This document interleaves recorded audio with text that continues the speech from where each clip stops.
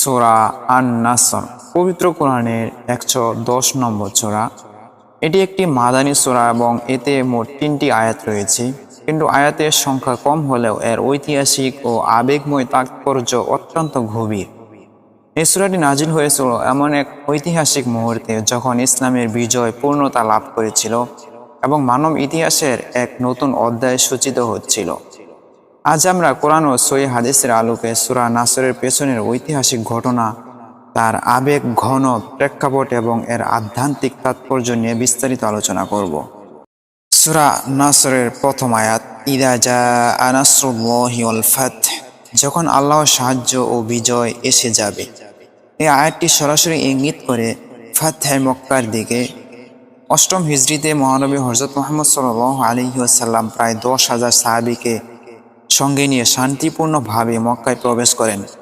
এই ঘটনা ইতিহাসে পরিচিত ফাতহে মক্কা নামে। 13 বছর মক্কায় নির্যাতন, হিজরত করে মদিনাতে আশ্রয়, বদর, ওহদ, খন্দকের যুদ্ধ, দীর্ঘ প্রতীক্ষার পর বিজয়। মক্কার মানুষ যারা একসময় রাসূল সাল্লাল্লাহু আলাইহি ওয়াসাল্লামকে নির্যাতন করেছিল, তারাই সেদিন নত হয়েছিল। কিন্তু কি আশ্চর্য বিষয়ের দিনেও রাসূল সাল্লাল্লাহু আলাইহি ওয়াসাল্লাম মাথা নত করে বিনয়ের সঙ্গে শহরে প্রবেশ করেছিলেন। তিনি ঘোষণা করেছিলেন, আজ তোমাদের প্রতি কোনো প্রতিশোধ নেই, তোমরা সবাই মুক্ত। এই মহান ক্ষমার দৃষ্টান্ত মানব ইতিহাসে বিরল। দ্বিতীয় আয়াতে, অরআইতান নাসা ইয়াদখুলুনা ফী দীনিল্লাহি আফওয়াজা, এবং তুমি দেখবে মানুষ দলে দলে আল্লাহর দ্বীনে প্রবেশ করছে। ফাতহে মক্কার পর পুরো আরব উপদ্বীপে ইসলামের জোয়ার বয়ে যায়। যে কুরাইশরা একসময় ইসলামের বিরুদ্ধে ছিল, তারাই ইসলামের পতাকা ধারণ করে।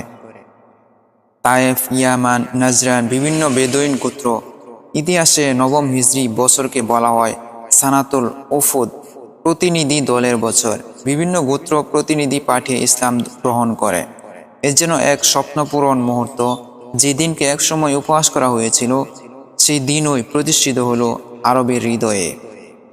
তৃতীয় আয়াতে আল্লাহ তাআলা উল্লেখ করেন, অতএব তুমি তোমার রবের প্রশংসা সহ পবিত্রতা ঘোষণা করো এবং তার কাছে ক্ষমা প্রার্থনা করো, নিশ্চয়ই তিনি অধিক তওবা কবুলকারী।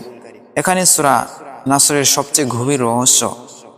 কীর্তিমান সাহাবী ইবনে আব্বাস রাদিয়াল্লাহু তাআলা আনহু বলেন, এই সূরা ছিল রাসূল সাল্লাল্লাহু আলাইহি ওয়াসাল্লামের ইন্তেকালের পূর্বাভাস।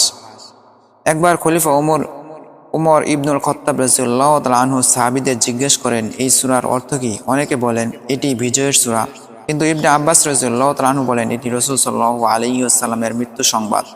উমর রাদিয়াল্লাহু তাআলা আনহু বলেন, আমি যা বুঝেছি তুমিই তাই বুঝেছ। মিশন পূর্ণ হয়েছে, দিন প্রতিষ্ঠিত হয়েছে, এখন দুনিয়ার দায়িত্ব শেষ। এরপর থেকে রাসূল সাল্লাল্লাহু আলাইহি ওয়াসাল্লাম বেশি বেশি তাসবিহ ও ইস্তেগফার পড়তেন, রুকু সিজদা করতেন, সুবহানাকাল্লাহুম্মা ওয়া বিহামদিকা আল্লাহুম্মা গফিরলি, এগুলো সবচেয়ে বেশি পড়তেন। দশম হিজরিতে রাসূল সাল্লাল্লাহু আলাইহি ওয়াসাল্লাম বিদায় হজ আদায় করেন। এই হজ ইতিহাসে পরিচিত বিদায় হজ নামে। আরাফাতের ময়দানে তিনি যে ভাষণ দেন তা মানবাধিকারের সর্বশ্রেষ্ঠ ঘোষণা হিসেবে বিবেচিত। মানুষের রক্ত ও সম্পদ পবিত্র, সুদ চিরতরে নিষিদ্ধ, নারীদের অধিকার নিশ্চিত, মুসলমানের ভাই, কোরআন ও সুন্নাহ আঁকড়ে ধরার নির্দেশ। এই কয়েকটি কথায় বিদায় হজের ভাষণে সবচেয়ে গুরুত্ব বহন করে। কিছুদিন পরই তিনি অসুস্থ হন এবং 11 হিজরিতে 63 বছর বয়সে নবী সাল্লাল্লাহু আলাইহি ওয়াসাল্লাম ইন্তেকাল করেন। এই সূরা আমাদের শেখায়, বিজয় হলে অহংকার নয়, সিজদা করতে হবে। সাফল্য এলে আত্মপ্রশংসা নয়, ইস্তেগফার করতে হবে। জীবন মিশন পূর্ণ হলে দুনিয়ার মোহ ত্যাগ করতে হবে।